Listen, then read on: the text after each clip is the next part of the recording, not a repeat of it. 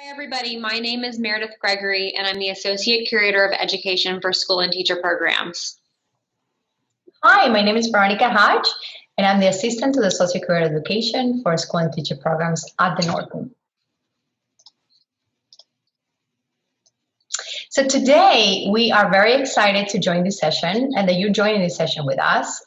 We will introduce you ways to integrate works of art into your classroom virtually for a little while by using inquiry-based teaching methods commonly used at the Norton Museum by our docents and our museum educators. We hope these tools can create meaningful object-based learning opportunities that you can easily integrate into your classroom. We'll focus on strategies that will emphasize the importance of developing critical thinking skills and how to make these connections across disciplines. Next, we'll dig deeper into content by showing you some examples and asking you to be an active participant in today's activities. Finally, we'll share what's new at the Norton and how we're planning to keep you and your students engaged in the fall and during the winter. Our session today is Art and Inquiry in the Classroom. We're going to begin by giving you a quick refresher of what an inquiry-based learning technique and how it works in the galleries, but you can easily apply to your classroom. Inquiry-based learning poses questions, problems, or scenarios instead of simply presenting facts or depicting a direct path to knowledge. It offers the opportunity for students to explore content through personal or guided investigations through questions. It promotes student-centered learning, what I like to call ask, don't tell teaching method, as it provides students with the opportunity to make their own learning more authentic. How it begins? It really begins how you create your lessons by thinking about that big idea and drawing from essential questions. Plan around that theme or question. Decide what projects, skills, or materials will support meaningful investigation and expression.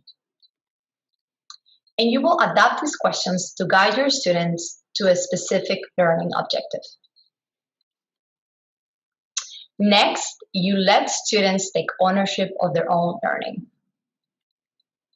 Infuse the inquiry-based process into teaching of the arts and project creations by allowing students to have their own voice. Encourage collaboration between students and their peers and allow for students' input rather than too much teacher's guidance. Recognize these opportunities early and take a step back before inserting too much information. You're art teachers, so I know the process is very important. So you want to make sure that you center on good habits, learning and life skills which will provide a deepened understanding of content.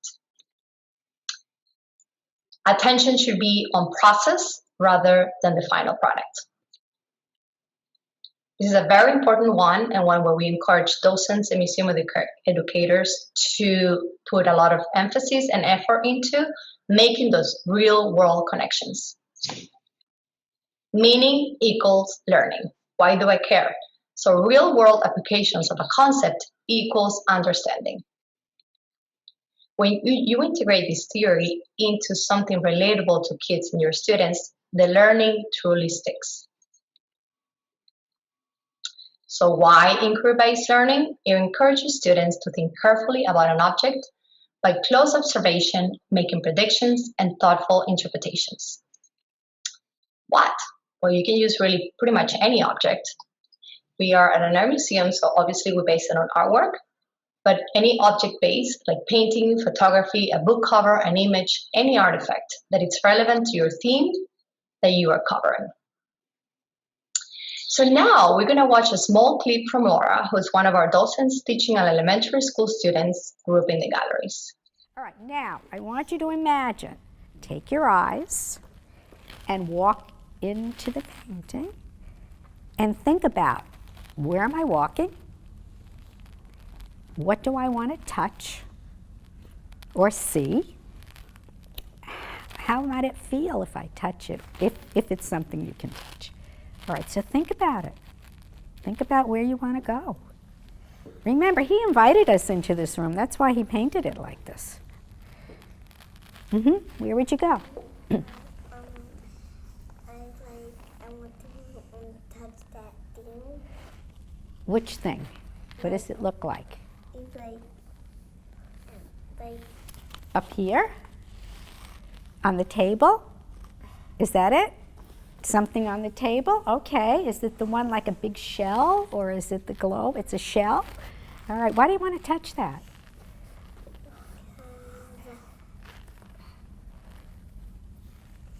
It's fun. What do you think it would feel like? Soft? Okay. It's smooth where the shell was, I think. Okay. Who's walking somewhere else? Let's see. No one wants to go in this room? I think it would be fun to go in.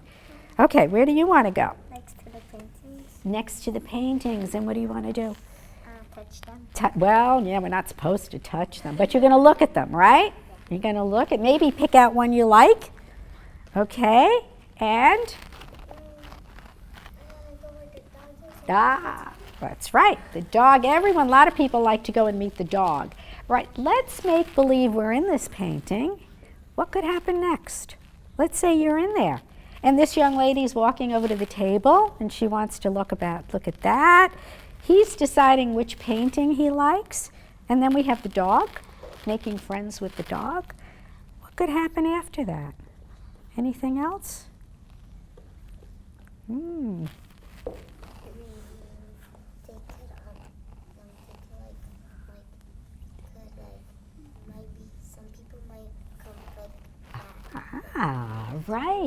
Right. There might be more people, and maybe the people might start talking to you.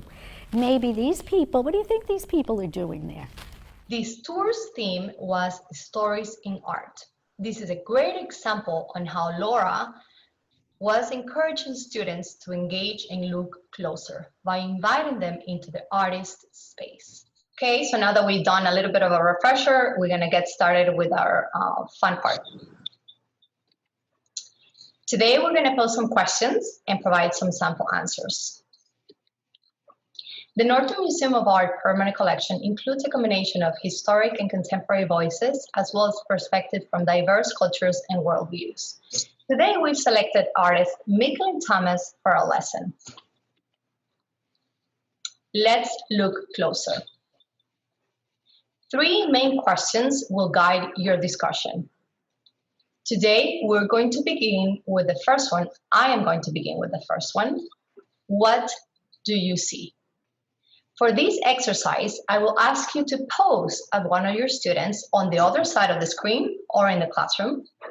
You're going to grab a pencil and a paper, if you have handy already, and you may pause this video at any time to use extra time to complete your activities or just to reflect upon what you're seeing.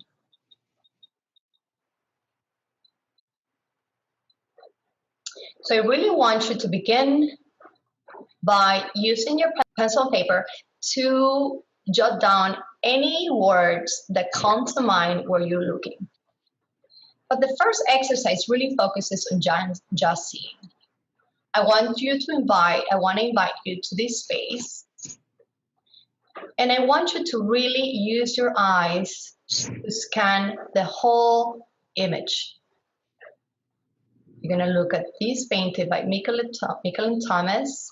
You're going to scan your eyes. You're going to go to the top, to the center, to the bottom.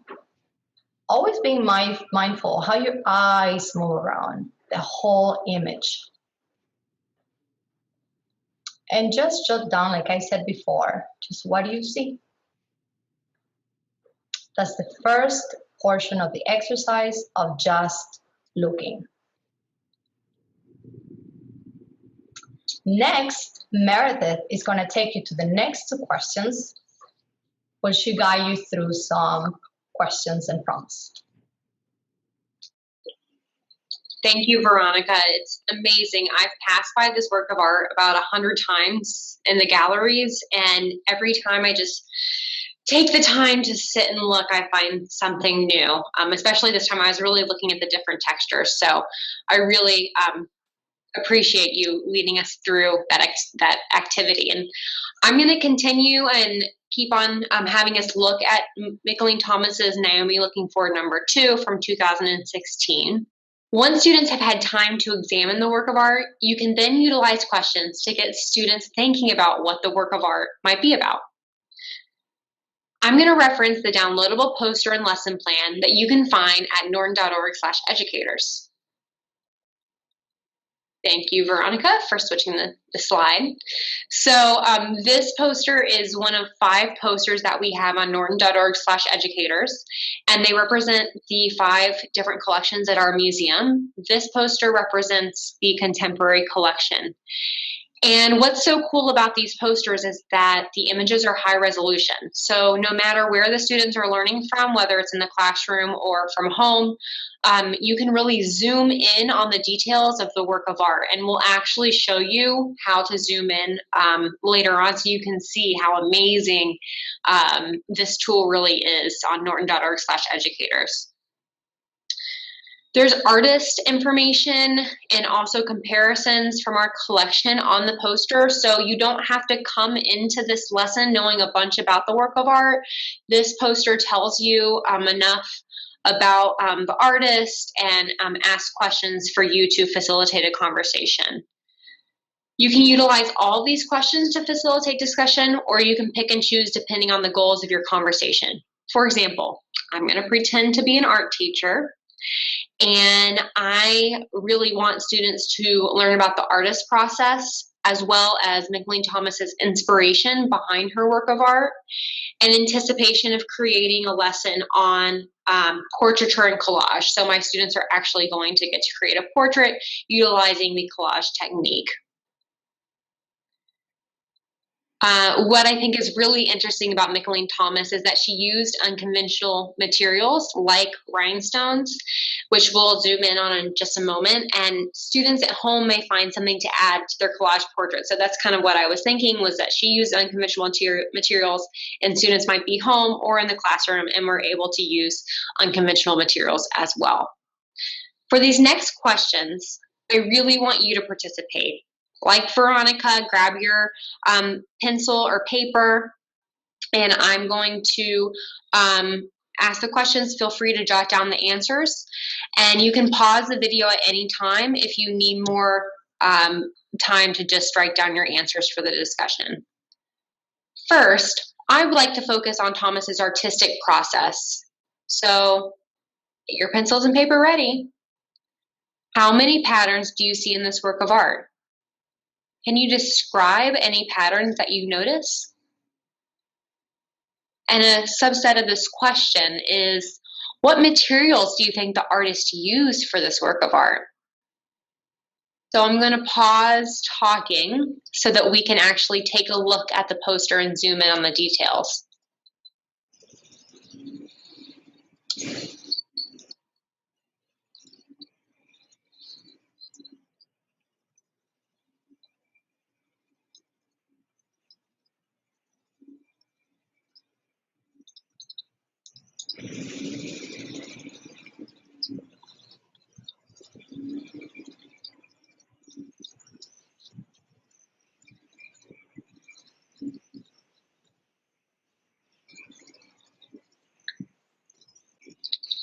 Thank you, Veronica. I'm just in awe of the zoom in feature of our posters, and you can really see those rhinestones.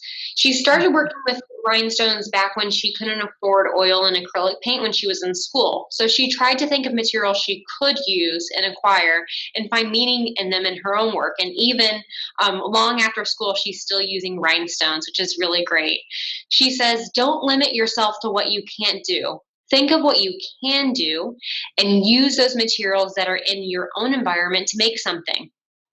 You also may have noticed when you were thinking about the patterns that she uses images from arts past in her work of art. So I noticed a flower that looks very similar to Andy Warhol's work, and students all the time noticed that her feet and legs look a little off, and she was appropriating an image from Ingres's work, Grand Odalisque. So there's some great art historical references there, as well as of how she's using materials from her own environment. My final questions help students reflect on the artist's intent with this work and synthesize what they're seeing. So I want you to take a moment to pose like this figure. I'm kind of going to lean back in my chair.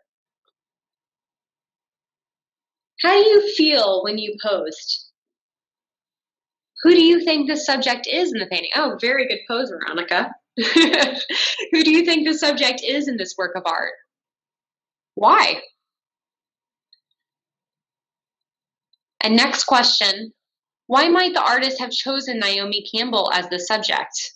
A lot of students don't know that this is Naomi Campbell, but they might realize that it's somebody famous or a singer or somebody of notoriety. So you can kind of dig a little deeper. Why do they think it's somebody famous? Why might have the artist chosen to represent someone famous like Naomi Campbell in her work? You'll often see that I ask why or why not, what makes you say that, and that's so that we can dig deeper into those students' comments and make sure that they're using visual evidence to refer to what they're discussing. Mickalene Thomas often paints her subjects, Black women and often famous, in powerful positions, and as she says, it's the gaze of a Black woman, herself, Mickalene Thomas, loving other Black women. This refers to the art historical idea of the male gaze, where women were represented through the lens of a man. So she's flipping that lens, which I really love. When I'm working with students, I also try to incorporate questions that connect with their lives. Like Veronica mentioned, it's really important to have a real world application. This keeps students engaged in conversation. So last question as I lead into my art lesson is, who would you choose to portray in this work of art if you were making your own work? Why? Take a moment to reflect on the questions you answered. Do you view the work differently now? Why or why not? Veronica is going to discuss a fun activity that you can do around this work of art with your students. Thank you, Meredith. It's always great to have the time to reflect at the end, or really, just looking at art, absorbing and looking at different textures and patterns, but also getting to learn about the artist, and you inserted the information very slowly at a perfect pace. So thank you for that. Like you said before, we experience this artwork every time differently. So going back to the activity, I just wanted to let you know, obviously, we want you to use this to create hopefully something at the end based on what Meredith mentioned, perhaps a collage or a portraiture-based lesson plan. But today, because we're always thinking with the virtual tours about visual literacy, we wanted to quickly do something about writing for you to exercise it with us, and then it gets you to think a little more about those questions that you answered at the beginning.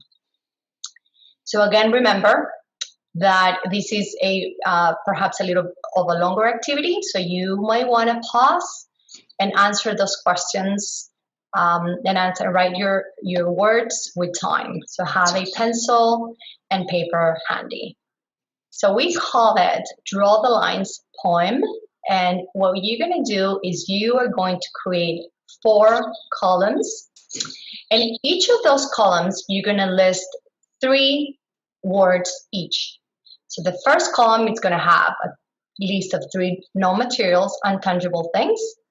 Column 2, it's going to be colors of the colors that you see in the painting or that call your attention. Number 3, it's going to be 3 adjectives that you also relate to the painting. And number 4, you're going to list a material objects. So once you have all these words that you can play around with, you're going to do this exercise, perhaps by pausing the video because we might not have enough time. But you could ask your students to do this quickly in the classroom, and then perhaps there could be a base to create a theme for a creative work of art. The next step, you're going to create, once you have all your columns and all the words, you're going to draw lines in between, and you're going to create a beginning of perhaps the first line of a poem, or just a writing prompt, or something to encourage your students to create some art. So for me, I created, oh, how powerful is a Black magnificent woman. All these words were based on me looking and jogging down my questions on the initial exercise of just looking at the work of art. So that's pretty much it. That's all we have today for you in terms of inquiry-based learning refresher, then questions and the amazing guided questions that Meredith help us digging deeper. This quick exercise of a writing prompt for you to perhaps create an art activity or extend something in your classroom. Next, Meredith is going to share the exciting news of what we've been working on at home and what we are working and what's new coming up at the Norton. Take it away, Meredith. Thank you. I love the poem that you began to create just based on words. I mean, words and literacy and art, visual art, have so many connections. So that's a really, really great activity to do in your classroom or with your students from home. So we added this section because when I'm talking to friends, they say, do you still have a job at the Norton? How can you possibly be working when you're not actually in the space? So we wanted to tell you what we've been working on from home to create virtual experiences for you and your students. One thing that Veronica and I and the whole education team have been working really hard on are virtual tours. So these will be tours offered for K through 12 students. They'll be free, and it will be based on the theme stories and art. We'll be in the galleries with a webcam and a laptop. You'll be able to participate through Google Meet in inquiry-based discussions and activities. We'll be able to zoom in on the work of art. So we're really excited to introduce those tours to school audiences. You can learn more about those tours at norton.org/schools. We'll also be hosting live professional development opportunities for teachers where we connect our collection with curriculum and things that are happening in your world at school. So you can find out more about those opportunities on norton.org/educators. Thank you, Meredith. Yes, we have very exciting exhibitions, and one of the ones that we decided to highlight today is by an Colombian artist called Maria Berrio. She is Brooklyn-based artist at the moment, and her large-scale mixed media works, which are usually done in Japanese paper, explore the many ways she grew up in South America and Latin America, and her works also dig into the cross-cultural connections and how to live in a world where we are all connected with our cultures and globally. So we are very excited to showcase this, and also Maria Berrio is part of our RAW series, which is recognition of women in art, and she'll be coming in from January to May. Very excited. So on to Meredith. So when the museum does reopen, we have another really exciting experience that we are launching. It is a new augmented reality experience where you can check out an iPad and you can visit 6 contemporary works of art in our collection. The one featured on the screen is our Oldenburg Van Bruggen typewriter eraser found at the front of our museum. You can point an iPad in front of the eraser. The eraser actually starts to move. You get to direct it around these little letters, and it grows bigger and bigger until a quote pops out by Oldenburg. So they're really kind of fun, silly experiences that also really get behind the meaning of the work of art. So we're so excited to launch that once the museum reopens. If you're itching to participate in the Norton right now and you can't visit, we encourage you to go to norton.org to visit our Norton from Home platform. This will give you access to online collections, art activity, tours by artists as well as curators, and different videos that also connect to our Art After Dark. So a lot of really fun content for you to explore and participate in. Lastly, we miss you so much. Feel free to get in touch with us anytime, even if it's just to say hello, or if you have any questions about the upcoming school year, you can email us at schools@norton.org. You can find out more about teacher opportunities, including professional development workshops and our posters and videos at norton.org/educators. You can find out more about K through 12 school tours and other things that we offer students at norton.org/schools. We wish we could have seen you for preschool this year, but we're really excited that we got to make this video for you. Thank you. Yeah, thank you so much. We hope this session was as fun as it was for us to share with you, and that it's helpful as you and we all navigate this new world and virtual world together. And we can't wait to see you and your students. I echo Meredith's feelings. We miss you, but we'll be seeing each other virtually in the coming months. Thank you for sharing. Bye. Bye, everybody.